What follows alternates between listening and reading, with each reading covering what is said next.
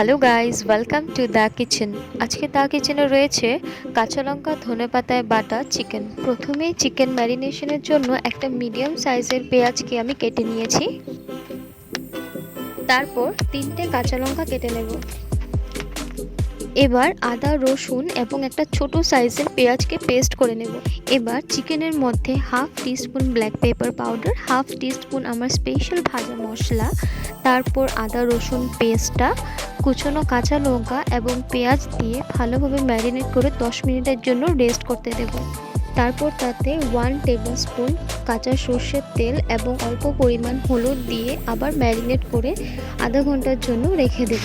এবার প্রথমে হাই হিটে 4 থেকে 5 মিনিটের মতো মাংসটাকে ভালোভাবে কষিয়ে নেব। তারপর একবার গায়ে কালার চলে আসলেই ফ্লেমটাকে একদম লো করে 20 থেকে 25 মিনিটের জন্য কুক করে নেব। এইদিকে আমি ধনেপাতা এবং কাঁচা লঙ্কার পেস্টটাকে রেডি করে নিচ্ছি। এবার ঢাকনা খুলে যখন দেখব চিকেনটা 70% সেদ্ধ হয়ে গেছে, তখন কাঁচা লঙ্কা ধনেপাতা বাটা দিয়ে ভালোভাবে মিশিয়ে নেব।